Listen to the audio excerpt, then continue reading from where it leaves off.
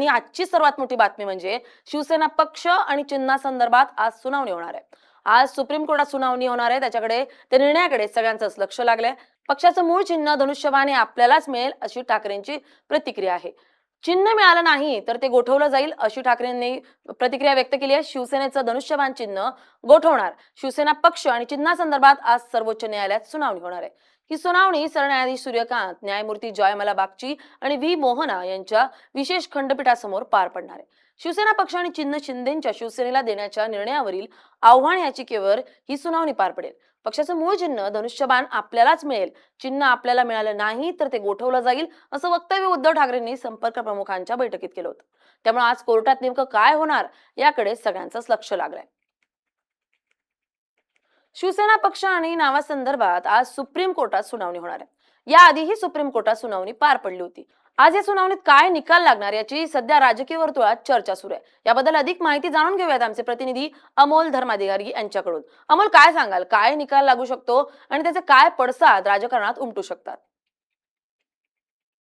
खरं तर गेल्या अनेक वर्षांपासून शिवसेना पक्ष चिन्ह हे कोणाचं यावरती सुनावणी सुप्रीम कोर्टात सुरू आहे. ठाकरे गटाकडून ही याचिका दाखल करण्यात आलेली होती आणि आज ही सुनावणी पुन्हा एकदा होत आहे. सर्वोच्च न्यायालयामध्ये आज ही सुनावणी होत असताना सरन्यायाधीश सूर्यकांत, न्यायमूर्ती जयमाला बागनी आणि व्ही मोहना यांच्या विशेष खंडपीठासमोर ही सुनावणी पार पडेल आणि प्रामुख्याने शिवसेना पक्ष आणि चिन्ह शिंदेच्या शिवसेनेला देण्याच्या निर्णयावरील आव्हान याचिकेवर ही सुनावणी अतिशय महत्वपूर्ण आहे. गेल्या अनेक वेळा ही सुनावणी झालेली आहे, पण निकाल मात्र झालेला नव्हता. मागच्या सुनावणीत देखील कपिल सिब्बल जे उद्धव ठाकरे यांचे वकील आहेत त्यांनी त्यांची बाजू मांडलेली होती आणि त्यानंतर आता आज 4 ऑगस्टला पुन्हा एकदा ही सुनावणी ठेवलेली आहे. त्या दरम्यान एकनाथ शिंदे यांच्या शिवसेनेकडून सुद्धा त्यांची बाजू आहे ती सुद्धा मांडली जाणार आहे. पक्षाचं मूळ चिन्ह धनुष्यबाण हे आपल्यालाच मिळेल आणि चिन्ह आपल्याला मिळालं नाही तर ते गोठवलं जाईल असं उद्धव ठाकरे यांनी 2 दिवसापूर्वी जिल्हा प्रमुखांच्या बैठकीमध्ये म्हटलेलं होतं आणि त्यामुळे आज नेमकं सुप्रीम कोर्ट काही महत्वाची टिप्पणी याबद्दलची करणार का याकडे सुद्धा लक्ष आहे. कारण गेल्या 4 ते 4.5 वर्षांपासूनची ही सुनावणी सगळी सुरू आहे, पण निकाल मात्र लागलेला नाहीये. तारीख पे तारीख सातत्याने आपल्याला यामध्ये पाहायला मिळते.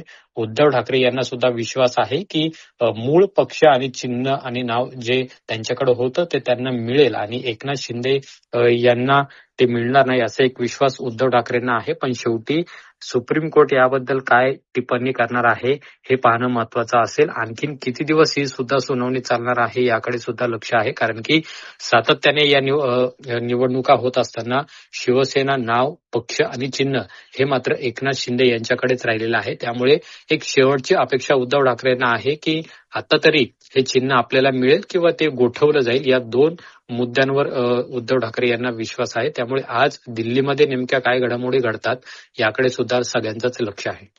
उद्धव ठाकरेंच्या मते हे चिन्ह आणि नाव त्यांच्याकडे राहिलं किंवा निकाल जो आहे त्यांच्या बाजूने लागला तर त्याचे काय पडसाद जे आहेत राजकारणात उमटतील, काय सांगाल?